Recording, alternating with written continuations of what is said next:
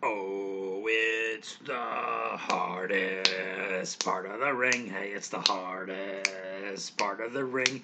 Now, sometimes you go over that top rope and you bang your head on the ring apron. Why do you do that?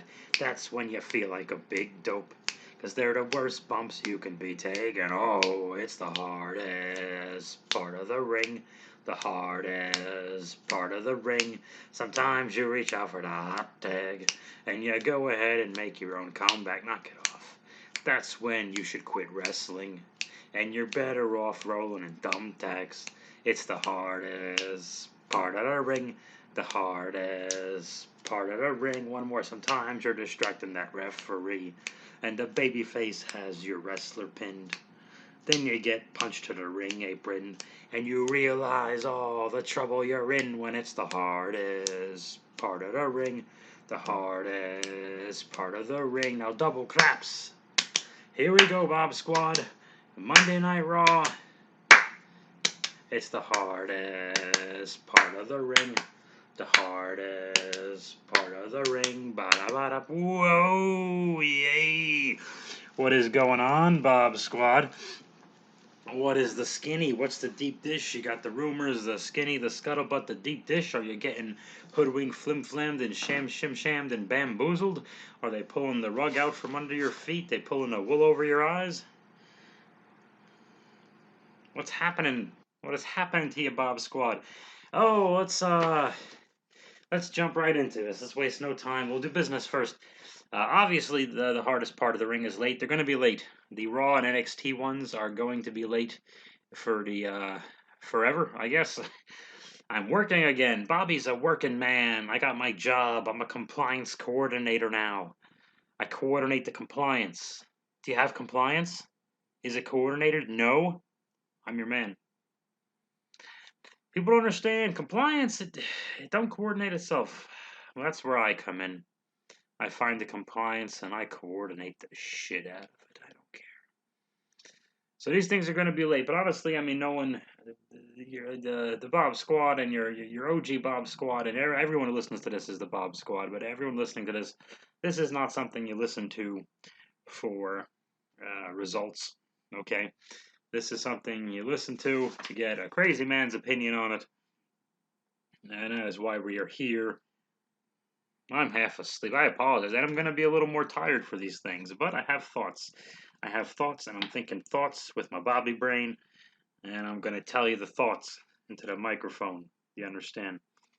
Um, let's do something a little different here. We're talking about the August 30th Monday Night Raw. Hulu edition. Not limited enough commercial interruption.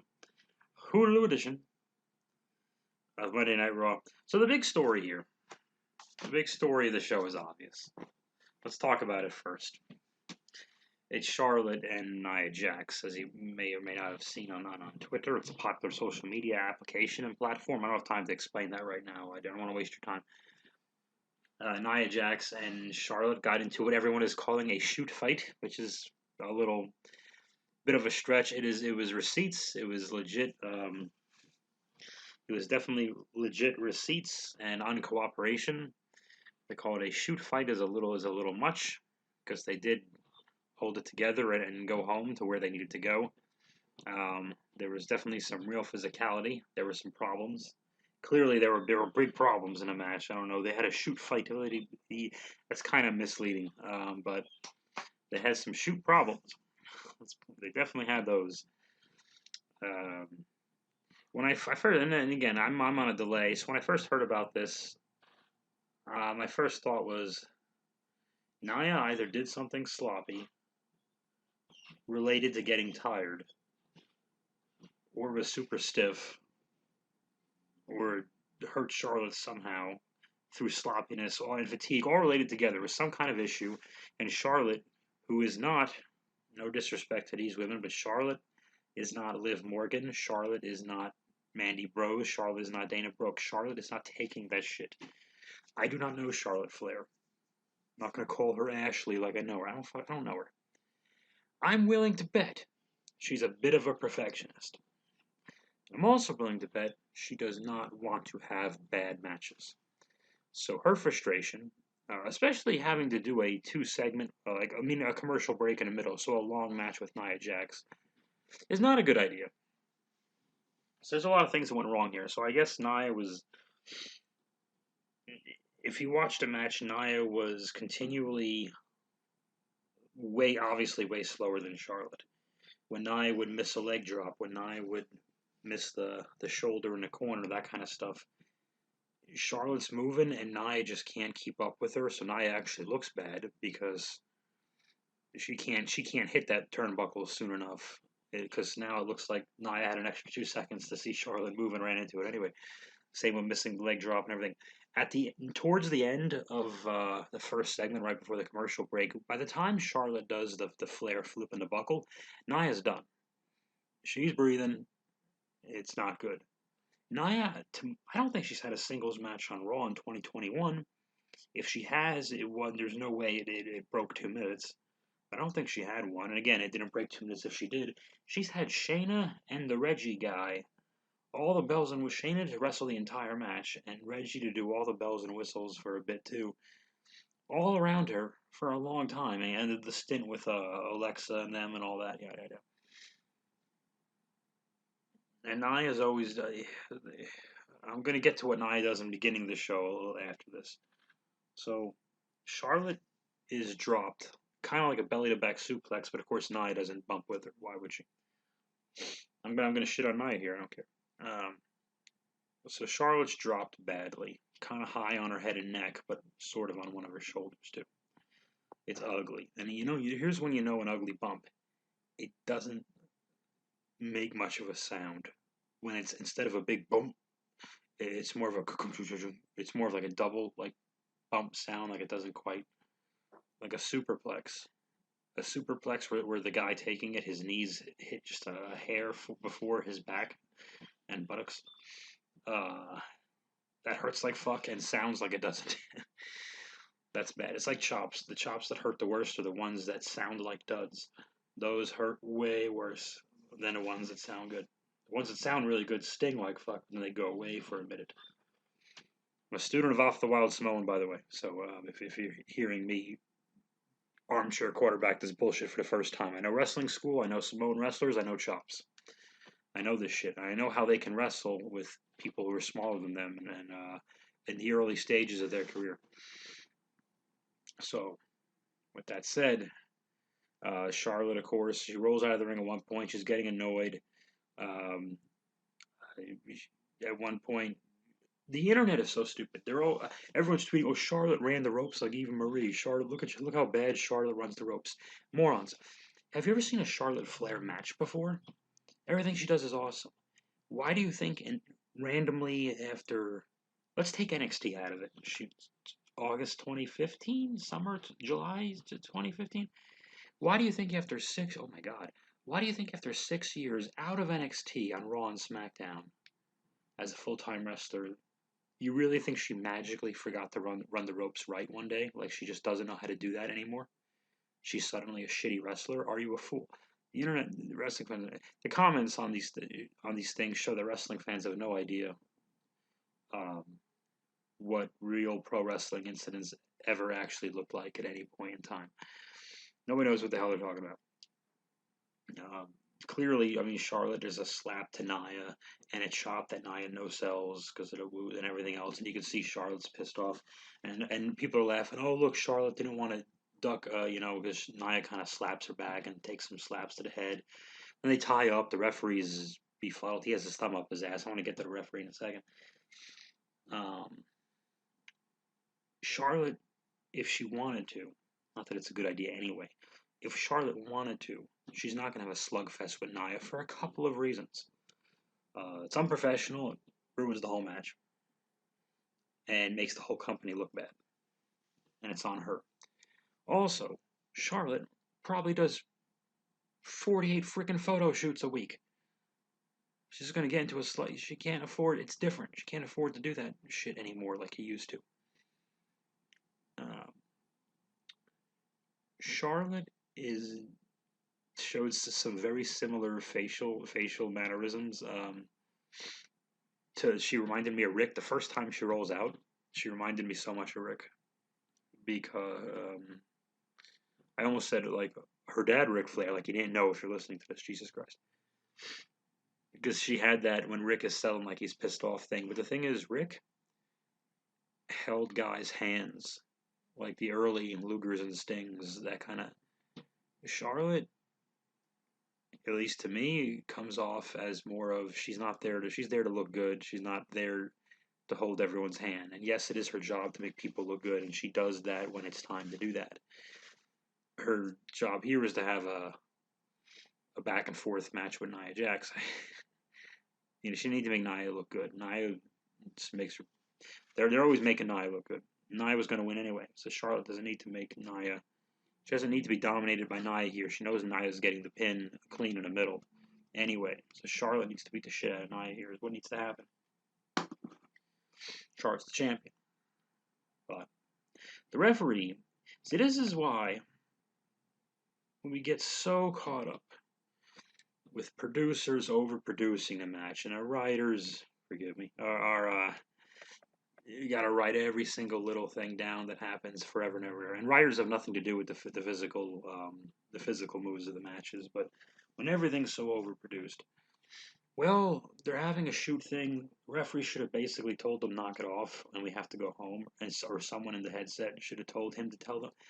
I don't know what the situation was, but in a pro wrestling world, what you would do is get out of that as quickly as freaking possible. And then the next match is just going to have to wrestle a little more if you need to make up the time. Or maybe someone who's cutting a promo is going to have to talk for a little longer. Maybe your announcers are going to have to, God forbid, improvise. God forbid, improvise. But no one can do that because the show has to be micromanaged to every frog hair of a second. So it's live TV. So we're leaving no room for pro wrestling things to happen on this pro wrestling show. And that's what happened was a pro wrestling thing that happens. Somebody's mad that somebody else isn't where they need to be.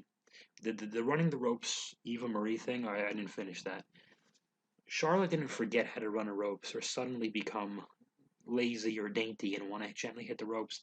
Charlotte had to slow down and tiptoe and look goofy because Nia was not in place for the spot, and Charlotte's running off these ropes, jogging off these ropes in this case, unfortunately, not knowing if Nia is going to even cooperate with the spot. So Charlotte had to jump into a Samoan drop thing, which looked bad, and then force this Russian leg sweep, which she had to pull, which Nia didn't. And so now Nia is being complete. Nia's not cooperating with anything now. She's no selling the chop. She doesn't want to do the Russian. Charlotte has to jump on her for the Samoan drop, and Nia's not in the middle where she needs to be for Charlotte. So Nia's the unprofessional douche here. Charlotte's still trying to have the match. And the internet's retarded. I shouldn't say retarded. I feel bad. I shouldn't say the word retarded. That's not cool. But sometimes I slip up. I didn't mean it. I'm a human being. God damn it. I'm mad, okay? That's what happens when you're mad. Get over it. So that's what happened with Nia. Other people have made the point, well, didn't we invest in Alexa versus Charlotte last week? We did. That's gone. I was there live. In Terrace 11, row 13, seat 14. See, idiots, it's not hard to find your seat. It's been 9 days. I know where I sat. 8 days, 8 days. Okay. What's probably going to happen is no punishment for Nia, and they're just not going to wrestle again. So there won't be a follow-up to Nia supposedly earning a championship match. So we're going to have an Alexa Charlotte angle and a Nia Charlotte angle. Two things storyline angle. I don't think they like their guys saying angle anymore. I think that's probably one of the forbidden lingo. I'm sure if I was a betting man. So that's 2 stories in a week we're not following up on. So what you're telling me? Actually, I'll get to that real quickly. Okay, let's start the actual show, and I'll just skip over the Nia Charlotte thing I just went off on. Hulk Hogan slams Andre the Giant, as he tends to do. He likes doing that. Sometimes he makes sex tapes with radio DJs' wives and says racist words. Okay. But in this case, he's just slamming Andre the Giant. It's not nearly as egregious. Damien Priest is opening the show. Priest pretends like, hey, I always wanted to say welcome to Monday Night Raw, like it wasn't a thing. They only started 6 weeks ago, insulting our intelligence because they want to. Because Stephanie McMahon, why does that? Why do I use in my head? I associate her with this nonsense. I don't know why. Um, but that's what I think in my brain. It sounds like a Stephanie thing, just like saying universe instead of fans. I always wanted to say welcome to Monday Night Raw, and which is very original, very clever, and he does. He doesn't say much. Sheamus comes out. He's Irish. Drew comes out. He says he's Scottish. So that the conversation was riveting. Bobby Lashley, an MVP. I guess Bobby was going to wrestle Sheamus. That is one of 3 advertised matches from last week. I wanted to see it because I like those guys wrestling. Heels on heels doesn't make for good TV, but I believe if you do it rarely and briefly when you do, then it's good. And when I say rarely, I mean twice a year for like a 6-minute match. Do it. But it is a 3-hour program. Anyway, Sheamus and Drew are arguing. I don't know why. U.S. title something. Bobby Lashley and MVP are not happy, and they were gonna wrestle Priest, but they're not. He was gonna wrestle Sheamus, but he's not. And I don't know what their point was. They were really there to get interrupted by RK Bro every time Randy Orton is seen on camera or his music plays on this program. The fans go nuts. I just want to make a point to mention that. Somehow, this leads to Priest, Sheamus, and Drew agreeing to have a 3-way easy for the U.S. Championship, and Bobby and MVP will challenge RK Bro for the Tag Team Championships? Okay. Sure. It's alright. This is not what you promised us, but okay. Oh, yeah, Adam Pearce and Sonya Deville came out to make those matches I just said. I don't know why. Rhea Ripley interrupts this, and I thought she was going to say something to all the men. They just happened to introduce her while the men were hanging out, and that was that. And then Rhea wrestles Shayna Baszler. Okay. This is the beginning of Nia actually made the entire Raw Women's roster look bad in one night. Rhea Ripley and Shayna have a match. You'd think it would be awesome. Unfortunately, there was no build to it. And it was a basic Raw match. It wasn't, forgive me, it wasn't that impressive. It was like last week with AJ Styles and Riddle. That sounds amazing on paper, but they just kind of, it was a go through the motion thing. I was sorry, because I'm a big fan of both of them. But what's done is done. Reintroduces Nikki ASH because she's Australian, so she says H. And then I had some fucking Oreos. And they were double. I only have double stuff, dude. That's how I do it, man. Don't give me a regular Oreo. Like, what is this? What is this? The 80s? I'm not a child, all right? I have a double stuffed Oreo like a fucking man and play with my Castle Grayskull. Thank you. Thank you for all of you who watched my Castle Grayskull Funboxing, which is still available on the same channel. It's probably the video I put up right before this. Masters of the Universe, Castle Grayskull. If you can get one, get one. Oh, Nia Jax is in the corner of Shayna Baszler, but then Nia Jax, wherever she stands, tends to be in several places. She's overweight. They had the match. There's a roll-up. So Nia buries Shayna on the microphone, saying her tag partner is probably going to lose. Then her tag partner does lose, gets rolled up. 1, 2, 3. Match gets 7 billion stars. So Nia stiffs the living shit out of Nikki ASH. Smashes her head into the barricade and gives her a Samoan drop on the floor, which did not need to be on the floor. She kills Nikki. She runs into the ring. She kills Ripley. And Shayna's already been buried on the mic. And then after being buried on the mic, she loses. 1, 2, 3. So didn't even lose to a finish. She lost to a roll-up. So whatever. Okay. So only Nia looks good here. The four women. Okay. I'm out of water and I want to get up and get more, so I'm a little tongue-tied. Forgive me. Sheamus is Irish, Drew, who is Scottish, and Priest, who is Puerto Rican, all enter the ring. Priest does the exact same entrance he did like a half an hour before this, maybe a little longer, but this is Hulu. This was very good. they didn't overdo all the false finishes. It's always tricky with one heel and two faces. They made it work because Sheamus and Drew know exactly who they are, and Priest upset. You could argue the biggest win of his career, bigger than beating Sheamus for the thing. Sheamus beat Drew, which to me, the thing about coincidences is when there's too many of them, they stop existing. I wrote that, by the way. And that sounded like a message. That's what it looked like to me. And Drew had to shake his hand. That looked like a message to me. That's what it looked like. It's 2 weeks in a row since SummerSlam. Drew has been playing with Lashley.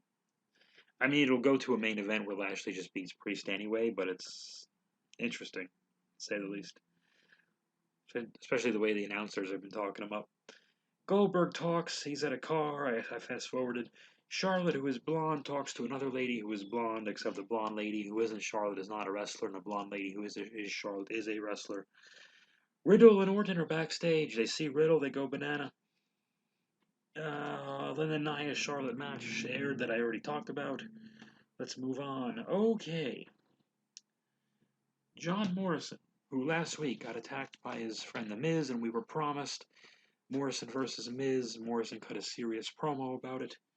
Miz is not there for no reason, and Morrison is no longer even mad. He's an even goofier idiot than before, and he tells Omos he wants to wrestle him because he's big, and then Morrison does wrestle Omos, and I almost fast forwarded, and Morrison loses in 2 minutes or 3 minutes, whatever the hell, 1, 2, 3 in the middle. So fuck Morrison, I guess. Why should you care? So you're telling, so when Miz does wrestle Morrison eventually, Miz should just beat him now, right? Because Morrison got betrayed by his best friend. He's as mad as he could ever be in his life. He's gonna beat the shit out of this guy for his betrayal. His feelings are hurt. His emotions are running wild. Pure adrenaline. And just because Morrison isn't there, he decides to be goofy and wrestles Omos for no reason other than his acting coach told him it would be good to fight a giant, which is stupid. 3 matches, and I'll mention it now because the Eva Doudrop match was not on Hulu, so I think they just did something where it didn't happen, or Eva did something. Eva had something done to her by Doudrop, and like they didn't have the match or something like that. I don't know what the fuck happened, or maybe they did and it was 10 seconds. I really don't know, but I think it didn't happen. So that's 3 matches. Morrison, Miz, Eva versus Doudrop, and Bobby versus Sheamus that were advertised during last week's show. It didn't happen. So what you're telling me, as WWE fans, we've become accustomed to learning that a long-term investment in the product is worthless. I mean, if Jon Moxley came back, he'd be and was Dean Ambrose, he could team with Roman Reigns and Seth Rollins, and they'd have a new name, and we'd be told just, hey, it's the first time these 3 team together. They would do that to us. That's just the way it is. Vince McMahon thinks he has the pen from Men in Black, and that's how things work. That's how things work in his brain. But wrestling fans are not like that. So we've become accustomed to, okay, long-term storytelling, don't bother. Now we have to learn that week-to-week storytelling, don't bother getting invested. Don't even believe the advertised matches. That's bad. Because now the dumbest of the dumb can't. It's become so dumb a dumb person can't follow it. That's the best I've ever described this program. I'm sorry this show isn't as funny as some of the. This is hard. The Nia Charlotte thing, because when someone's safety is at hand, it puts a damper on the whole thing. Somehow Omos and Morrison bleeds into AJ Styles wrestling Xavier Woods. 2 wrestlers most people care about, but they don't care about this match. Woods taps out, AJ wins clean, so heels are just winning clean left and right. Nia, AJ, Omos, just whatever. Good guys just lose. And then finally we have Riddle and Orton versus MVP and Bobby Lashley. And it was a good tag. It was pretty good. They did the best they can do under the weird advertising and circumstances. I think Riddle does that twisty corkscrew backflip thing a little too much, but they seem to like him.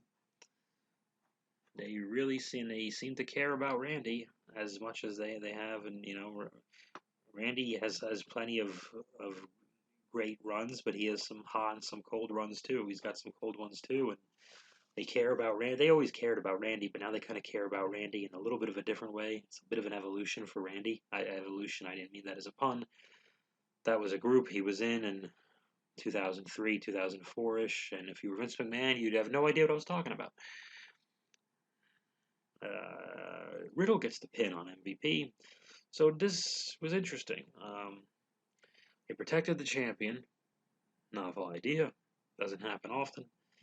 Lashley does not get the pin. He does spear Riddle for beating MJ. Basically, Riddle more or less pinned the manager. I know MVP is a part-time wrestler, but his main role is manager, and Riddle defeated him, which is fine. And people were happy that Riddle got the pin. And then they still got to see the RKO, because Orton didn't need the pin. But they do need the people will get mad at this point if they don't see that finish. So after Lashley cuts Riddle in half, and it's so predictable because they all. I don't know much about the TV production works, but Kevin Dunn's got to have him zoom in on Lashley as much as possible while everyone cheers, so everyone watching at home who's not a moron knows the RKO is coming because they zoomed in as much as possible. The same way, when a wrestler is in the ring waiting for his opponent or waiting for the guy he just called out, and they zoom in on the wrestler's face, we know he's getting attacked from behind any second that the wrestler ran in from the crowd. Because that's a shot we never take unless that's about to happen. So it gives it away every time. But what's done is done. Sometimes it's okay to let the audience know something that a character on a show doesn't. So to see Lashley look around, look big and tough, and I think it would be more exciting, honestly, to watch on one wider maybe shot that maybe doesn't turn every 0.3 seconds, to watch Orton kind of slither under that bottom rope and wait and wait and wait and wait.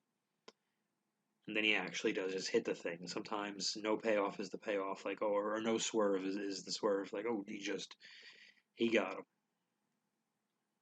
And they celebrated with RK Bro, and that was it. Oh, AJ and Omos were still at ringside, so they can just, because AJ was doing commentary after his, 2-segment match with Miz or something. Or not Miz, oh Jesus, Xavier Woods, I'm sorry. And AJ took that belly-to-back thing on the table, and which I'm sure he loves after cooling down and then taking a stupid thing on the table. But whatever. I can't say it was a good show. I think there were good showings by some good people. Unfortunately, obviously the big colossal Charlotte Nia story is an ugly stain on this program. It's juicy talk for a bit. It's a talking point for sure. It's probably the definite one of, if not the most more interesting wrestling and news of the week. It's still not good for the show. It's a thing to talk about, but it's not good for the program. It's not good for the locker room. And because of Nia, the entire Raw women's because of because of Vince McMahon's, honestly, come on now, preference of Nia Jax, and then the way Nia behaved because she's been allowed to, and the way she performed at the low level she performed because she's been allowed to with no repercussions, made herself and the entire women's roster look bad in one night. Because we have all these top athletes. Rhea, Shayna, Charlotte, Nikki. Rhea, Shayna, Charlotte are clearly visible top athletes. And Nikki, not that she's not a good athlete, but at the moment she's more plucky underdog than amazing athlete. Not that she's not, she is athletic, but I'm just saying it's a bit of a different role. So 3 top athletes and 1 plucky underdog that gives us the warm and fuzzies all look less than because they're getting beaten down by a woman who's very out of shape and can't move. It's bad. Or selfishly made to look bad on the microphone in the case of Shayna. Doesn't look good. You can brag about all your great. Look, we had women main event WrestleMania twice. That's nice for show, but what you're really doing for women's wrestling is determined by what you do all year round, not what you do on the big event and replay all year round. That's how I feel.